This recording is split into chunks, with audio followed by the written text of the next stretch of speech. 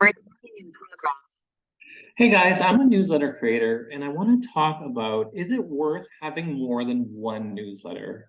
So because I'm focusing on paid subscriptions, if I hadn't diversified into more than one newsletter, I wouldn't still be doing this today. So if you believe paid subscriptions is a viable model to monetize, this is going to be the way you diversify your revenue. And that's kind of important. So let's say your main newsletter is not getting the traffic that it used to, you're having a dip moment. Maybe there's other newsletters you have that are filling in the blanks and helping you diversify your monetization. Because guys, as much as we love writing, at the end of the day, we need to cover our food, our rent, and our basic necessities, and preferably make a little bit of an extra income for the savings, because these days the macroeconomic situation is pretty crazy.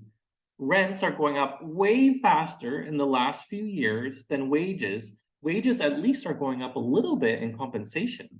But in the creator economy, you're really making your own reality. So diversifying in newsletters is something I think is pretty valid, although it's very hard to take off.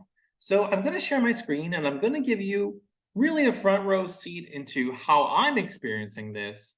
And, I'm nobody special, but I do like to have more than one newsletter, that's for sure. So guys, my main newsletter is about artificial intelligence, curated from around the web on the impact on business, technology, society, and politics.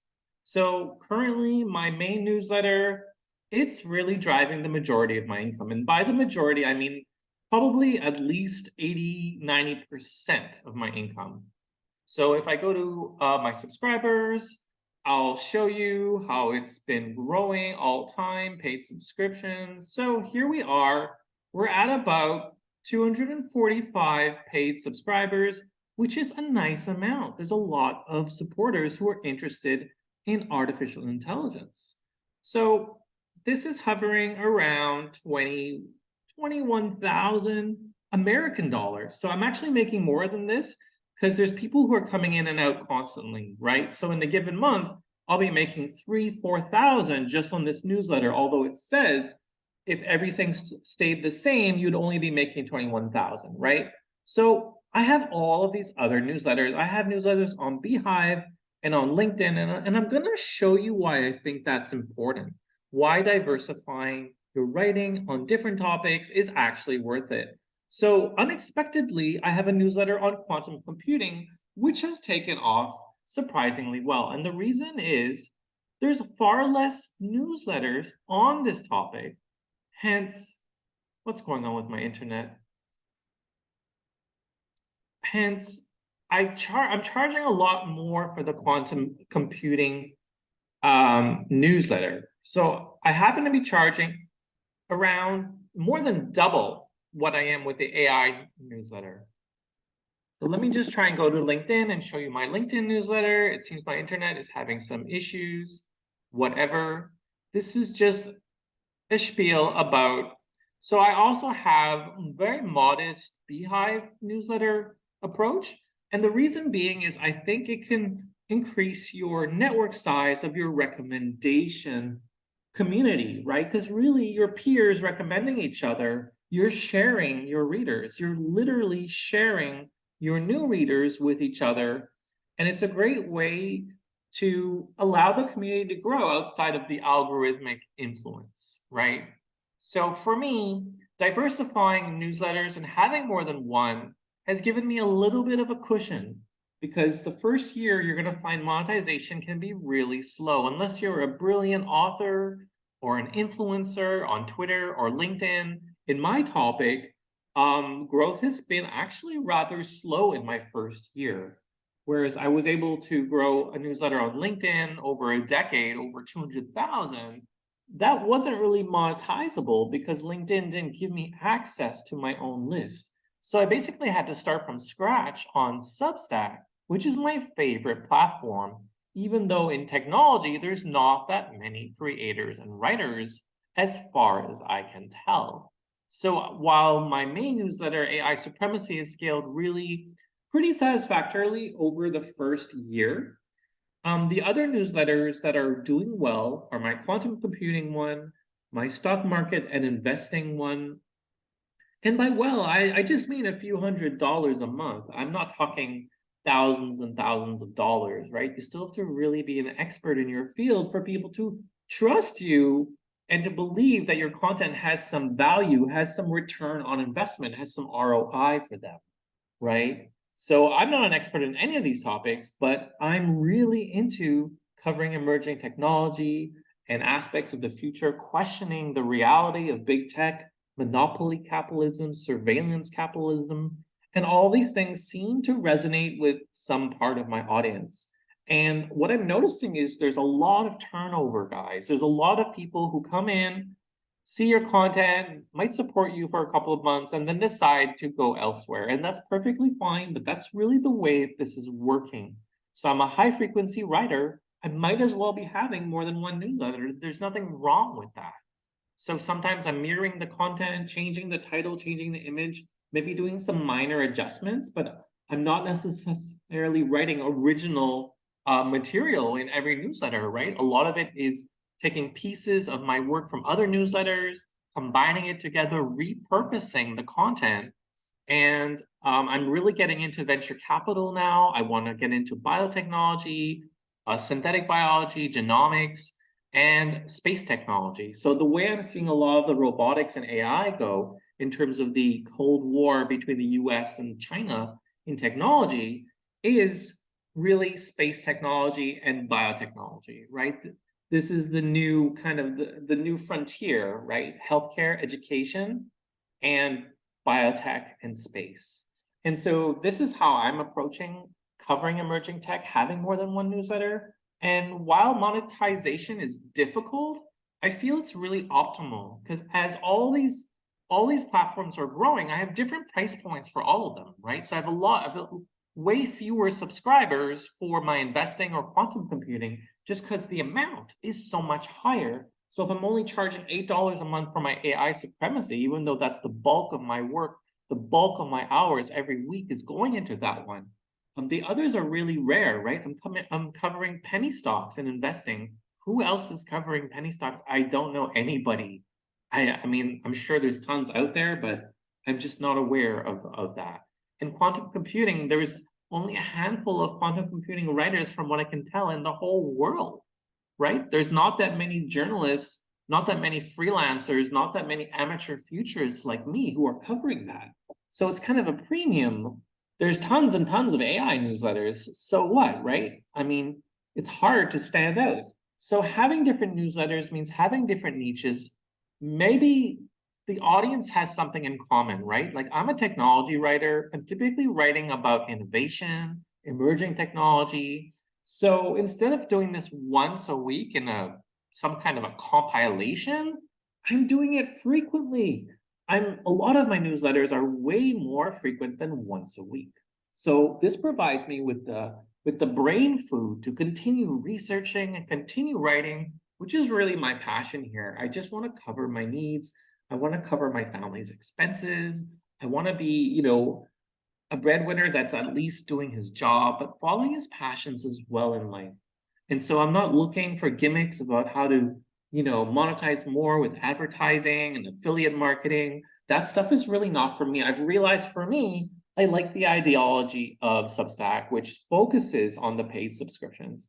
I feel that's the most wholesome way, the decentralized one-to-one relationship with your audience. And let me see if the internet has come back.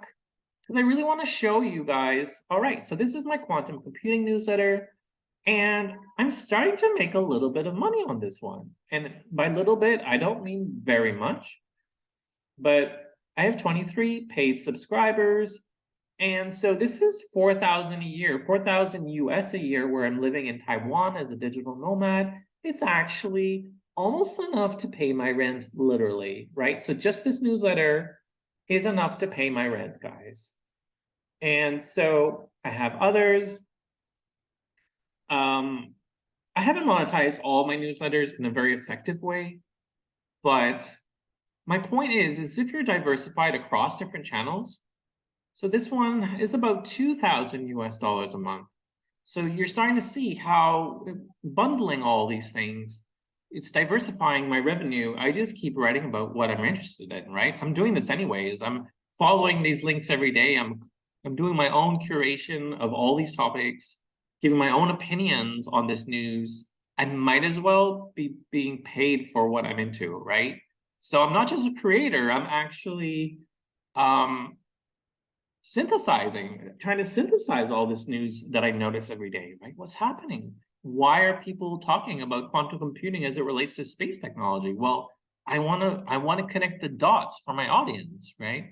So as an emerging tech analyst, I'm basically trying to synthesize all these trends, not just around artificial intelligence, but around all this stuff that could converge into some kind of a technological singularity or some sort of big picture situation, right, between China and the US and automation, right? I'm really interested in the future and the future of work.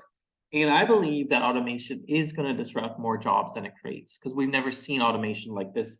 We're going to be seeing automation from the software side and from the robot side. Blue collar and white collar jobs are going to be impacted. And listen, if I'm able to cover my basic needs and have diversified newsletter structure, it basically gives me a lot of freedom to write about what I want to write about. So I can write without interference, without companies trying to manipulate how I'm doing my PR and my thought leadership. So on LinkedIn, while I've grown this platform a great deal, I'm almost ready to actually leave it because it's becoming very gamified, like TikTok. And it's really insulting to me that I'm not able to control my own email list or even make money on the platform, right? So our values are shifting as the creator economy is maturing. The reason I wanted to show you my LinkedIn is because this is how I generate a lot of my traffic. So it's not just the link here to my Substack, it's actually my newsletter on LinkedIn itself, where I'm creating a call to action. And this is driving a lot of my traffic as well, right? Whoops, I clicked on the link, the wrong link here. Let me try and find, I haven't been posting on my LinkedIn newsletter, but I do have it here somewhere. Suffice to say that the traffic from LinkedIn has gone down. Even though the click rate is doing pretty well, the traffic has gone down, okay? LinkedIn makes it really hard to even find your own content. This is really bizarre. This is really bizarre to me. All right, show activity, that would be the best way. And go to articles, and here we are, finally, in our own content. So AI report, I mean, it's doing pretty decent. It's kind of plateaued. And I feel like I'm kind of shadow banned on LinkedIn because my posts get hardly any exposure. And anyways, whatever, they don't like me. They don't feel my content is educational enough, or I have no idea. So my newsletter is called Artificial Intelligence Report. And yeah, a decade of writing, 200,000. So this reaches a lot of folk that are global that it wouldn't have access to on Substack or Beehive, which are really new newsletter platforms that are mostly in the United States and the UK, Canada, Australia, Hong Kong, that sort of thing, Singapore. So what I like about LinkedIn is it has more penetration in places like India, Brazil, Indonesia, the developing world, the global south. And that's important to me because those are the people and those are the countries that are really going to become a big deal later in the 21st century. These are the people I'm writing for because these are the countries that are the future. And I know that may sound counterintuitive to a Western person. I've grown up in India. I know what that culture is about. And I know how their demographics are just so much younger than everyone else's. And it's gonna be a GDP surprise in the 2030s, 2040s, 2050s. India's really gonna be a major center of the world's growth. So basically what I do is I create a call to action on my newsletters here. And I send them to my AI supremacy newsletter because that is the main one that I'm monetizing, right? This is where I create the most paid subscription content, right? Premium content, or I'll create a page break about 50% to 60% down, and that's my conversion funnel, right? And so how much am I able to really grow it, right? It hasn't been growing that well in February. My main growth months were November to January. And listen, I'm fine with that. There's going to be ups and downs, and that's why I need those other newsletters to make a living, to make ends meet. And so overall, with my quantum computing, investing, and AI newsletter, I'm probably making a modest salary, a modest income, and I'm being taxed still in Canada because I'm from Quebec, which is one of the highest taxes in North America. So I'm not actually bringing home that much money, but because I'm a digital nomad, I'm able to cover my costs wherever I might be at the time. Currently, I'm based in Taiwan, which is south of China and very friendly with the US and Japan, and sort of a really interesting place to be in terms of the intersection of the East and the West. And so basically, let me go to my dashboard and let me go to my posts and let me try and give you an idea of how I'm doing in terms of paid subscriptions. So on the average, I post a lot, so I'm making maybe 0 paid subscriptions per post to maybe 3 or 4. So maybe on average, I'm making 1 new paid subscription per post. And then there's a lot of churn. So a lot of people are leaving at the same time. So if my quality goes down, my churn rate goes higher, and that's why I flatline, I believe. But if I'm able to write a bit less, write a bit higher quality, I think I can get more than 2 new paid subscriptions per post. Obviously, on my free posts, I'm getting less. And then in my page break posts, I'm getting more conversions from free to paid readers. And I experimented having the price at $9. I was getting far less new subscribers. So I put it back down to $8. And so here, the point is to have bulk, right? If I have 3, 4, 500 people supporting me, I'm doing fine on that newsletter. On the other newsletters, I can write more specialized content for more interesting niches. I'm starting to get more into venture capital. So I have a new newsletter. And you see, I'm not really going to monetize them very quickly because they're not going to be growing that quickly, right? Because for the kind of field that I'm in, I'm not writing controversial content or rallying people on a political spectrum. I'm not amplifying their emotions or creating behavior modifications in their ideology that much. I'm really just trying to cover the news in an objective way, curating mostly stories I find on the web, right? I'm not a great essayist, so my conversion from free to pay subscriptions isn't that amazing. So just by being an amateur futurist, I'm just going for people like me, right? Finding people who are really into innovation and emerging tech and venture capital. And so by diversifying the newsletters, I probably wouldn't still be a newsletter writer because I wouldn't have made it. So without the little income boost from my quantum computing and my data science newsletter and my investing newsletter, the money from the AI supremacy wouldn't have made ends meet.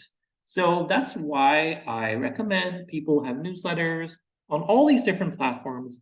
Always diversify, right? I'm just really into paid subscriptions, but maybe that's not even viable. Maybe for you, you need to diversify with sponsored ads and paid subscriptions and consulting and creating webinars, maybe creating courses where you have a certain number of people that can fit in the course, and you just rinse and repeat, and you keep getting better at offering those courses, those seminars on your specialized topic. Maybe you're walking them through research and the latest data on specific topics. Maybe you make a course and you're selling it on course platforms for a much larger sum. So you're diversifying your revenue in different ways. I'm just talking about the newsletter economy, where diversifying my approach to different newsletters is my way of diversifying, right? I do think in the end it can scale, even though it's been super slow scaling in the first year. Definitely Substack employees tried to persuade me that this wasn't a viable approach. just focus on one, they said. And probably if I had done that, I'd been making more money right now. But because my interests are so varied, it really wasn't an option. I'd get super bored if I was just writing about one topic every day or every week. It would make no sense for someone with interests like me and with writing habits like me that are so entrenched, where I've been writing, two to five articles a day for like the last, 5 years. That's just kind of how I've learned to assimilate and research and learn and share and curate and synthesize and have opinions about these topics and have an idea of what's going to happen and speculate on artificial general intelligence and speculate on the technological singularity and all that's coming and all this change and this real automation of our jobs that we're going to see within our lifetimes. It's going to be pretty epic. Already the middle class is really suffering with higher interest rates and the rent inflation, the food inflation, and wages haven't really gone up that much in the last 10 20 years. It hasn't kept up with inflation as it is, and now you have this spike in inflation.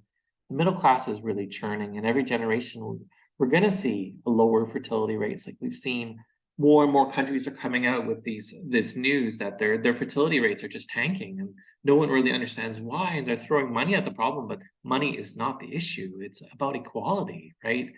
So all these authoritarian regimes, they don't tend to do very well in history, right? They tend to be more extreme and lead to extinctions and lead to cultural revolutions that basically can end their civilization, right?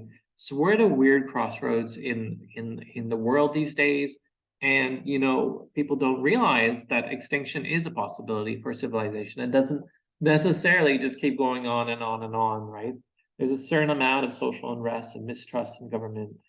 And it's all spills down to these kinds of things, is artificial intelligence going to stimulate more wealth and inequality? It's looking that way. It's looking that it's very centralized, controlled by select corporations and a few governments, and that's about it. So it's going to be really a social and political issue in the years coming. And so I'm trying to encapsulate that in my coverage as well. I'm trying to talk about things that maybe the average AI newsletter wouldn't be talking about, right? Not just sharing links and sharing news in a static way. I am trying to have my own spin, and of course, all my years of research does give me a certain analysis, a certain synthesis of the topic.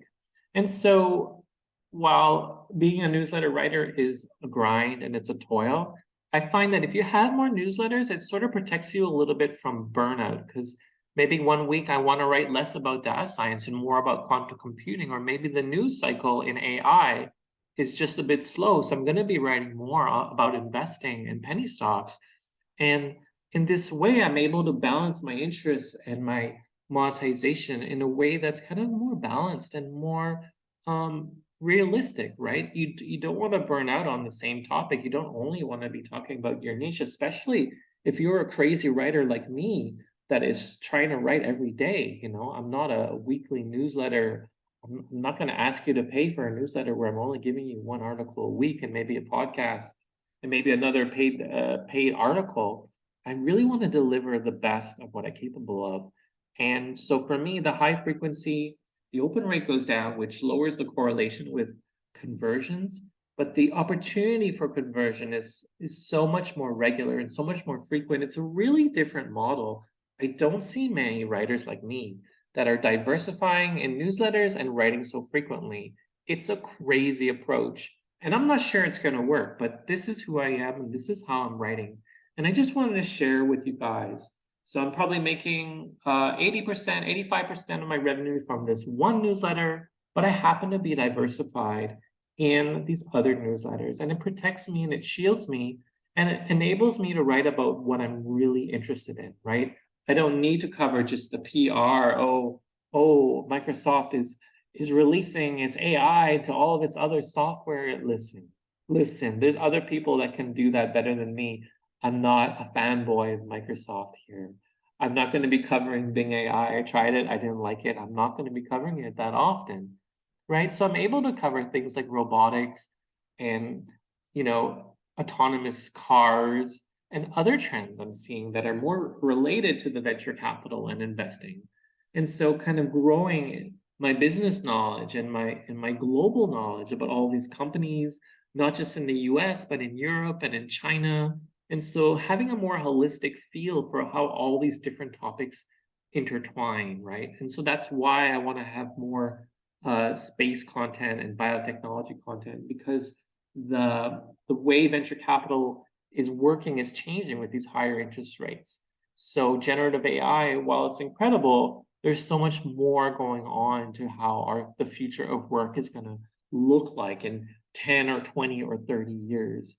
And all this speculation about artificial general intelligence might not be all that's cracked up to be, right? It depends how scalable quantum computers become and how AQ, the combination of artificial intelligence and quantum computing, really converges, and all these other things that really we haven't thought too much about, like neuromorphic computing, where they're integrating biological systems into artificial intelligence.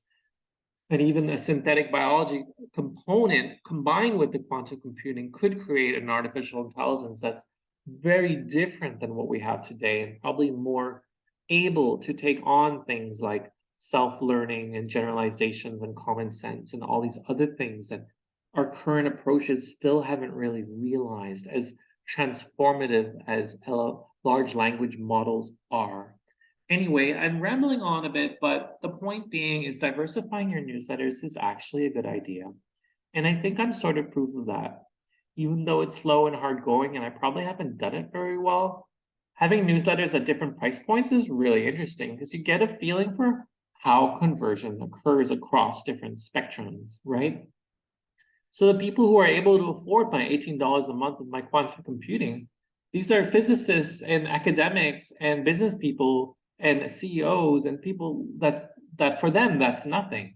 But maybe for my artificial intelligence coverage is at $8 a month, these are more mainstream people that are just really curious about what's going on in this artificial intelligence. So I'm trying to dumb it down for them and give them a more broad content, more about the impact in healthcare and education, in retail, in all these different spectrums, and giving them a different kind of content, a different kind of reading experience. So, and my investing, I mean, that's really for people who are traders, right? Who know how high risk penny stocks can be, and who know that these speculative names, it's like make or break. You can lose $1,000 in a day if you aren't lucky, right? Like it's crazy. You can do all the research you want on a penny stock startup, but they can twinkle out of existence. So, I'm really my audience is really pretty eclectic and diverse because the topics I'm writing are all connected and yet really niches in their own. So I'm able to be a more interesting creator because I've diversified my newsletters.